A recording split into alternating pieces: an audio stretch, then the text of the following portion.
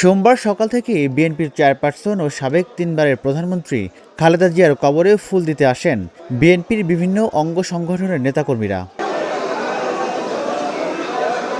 শ্রদ্ধা জানাতে আসেন বিএনপির স্থায়ী কমিটির সদস্য ডক্টর আব্দুল মঈন খান, বিএনপির ভাইস চেয়ারম্যান শামসুজ্জামান দুদু, বিএনপির চেয়ারপারসনের উপদেষ্টা কাউন্সিল সদস্য আব্দুস সালাম ও জাতীয়তাবাদী গণতান্ত্রিক আন্দোলন এনডিএম প্রতিষ্ঠাতা ও চেয়ারম্যান ববি হাজ্জাজ। বেগম জিয়ার কবরে শ্রদ্ধা জানানো শেষে গণমাধ্যমের মুখোমুখি হন নেতারা। ডক্টর মঈন খান বলেন, নির্বাচনের আগে অন্যায়ের জবাব দেবে বিএনপি। গণতন্ত্রের জন্যে তার জীবনকে উৎসর্গ করেছেন। আপনারা জানেন যে বাংলাদেশে বিভিন্ন রাজনৈতিক নেতৃত্ব যারা বিভিন্ন সময়ে নিজেদের ব্যক্তিগত অথবা দলগত সুযোগ সুবিধার জন্য তারা রাজনীতিতে বিভিন্ন সময়ে আপোস করেছিলেন।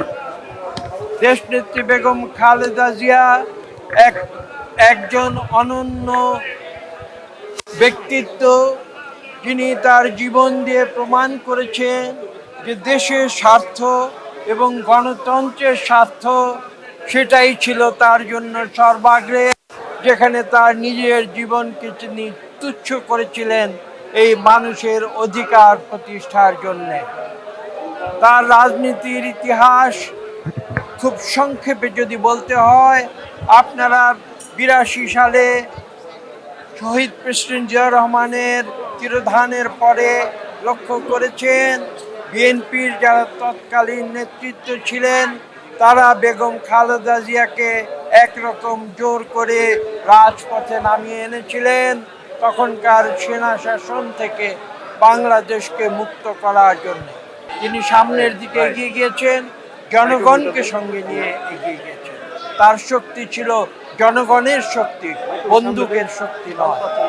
এবং পরবর্তীতে আপনারা দেখেছেন সেই সামরিক শাসনকে হটিয়ে দিয়ে জনগণকে সঙ্গে নিয়ে তিনি এদেশে পুনরায় বহুদলীয় গণতন্ত্র ফিরিয়ে এনেছিলেন, পার্লামেন্টারি গণতন্ত্র ফিরিয়ে এনেছিলেন।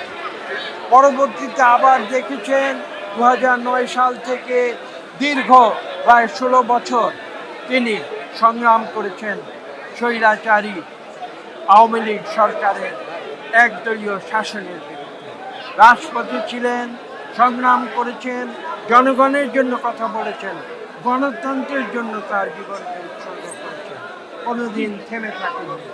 ভালো নির্বাচন ও গণতন্ত্রের জন্য ঐক্যবদ্ধ থাকতে হবে, যাতে শান্তিপূর্ণ নির্বাচন অনুষ্ঠিত হয়, এমন মন্তব্য করেন শামসুজ্জামান দুদু। শহীদ জিয়ার পদ অনুসরণ করে যিনি বাংলাদেশের এবং সারা বিশ্বের গণতন্ত্রের মানুষকন্য হিসাবে, আপসের নেত্রী হিসাবে, দেশনেত্রী হিসাবে মানুষের মনকে জয় করেছেন, সেই নেত্রী আমাদের ছেড়ে অল্প কয়েকদিন আগে পরপারে তিনি চলে গেছেন। আমি তার রুহের মাগফিরাত কামনা করছি, আল্লাহ যেন তাকে বেঁচে তার পথ অনুসরণ করা, গণতন্ত্রকে অনুসরণ করা, তার পথ অনুসরণ করা, স্বাধীনতাকে এবং সার্বভৌমত্বকে অনুসরণ করা, তাকে রক্ষা করা আমাদের যেমন দায়িত্ব, দেশকে রক্ষা করারও আমাদের দায়িত্ব। ইদানিং কাজ করতেছে নানান জায়গায় যেভাবে বিশৃঙ্খলা সৃষ্টি করার চেষ্টা করা হচ্ছে, নির্বাচন খুব অল্প দিনের মধ্যে, সেই জন্য আমাদেরকে ঐক্যবদ্ধ থাকতে হবে যাতে শান্তিপূর্ণভাবে একটি নির্বাচন অনুষ্ঠিত হয় এবং গণতন্ত্রের উত্তরণের পথকে সুগম হয়। বিএনপির নেতা আব্দুস সালাম বলেন, তারেক রহমানের নেতৃত্বে বিএনপির ধানের শীষ জয়লাভ করবে। দেশে গণতন্ত্র স্বাধীনতা সুরক্ষার জন্য তারেক রহমানের বিকল্প নেই বলেও মন্তব্য করেন তিনি। দেশনেত্রী বেগম খালেদা জিয়া আমাদের মাঝে নাই, কিন্তু তিনি যাওয়ার আগে আল্লাহর কাছে আমরা শুকরিয়া আদায় করি যে তার অবর্তমানে নেতৃত্ব দেওয়ার জন্য তিনি দেশনায়ক তারেক রহমানকে সৃষ্টি করে গেছেন। এবং দেশনায়ক তারেক রহমানের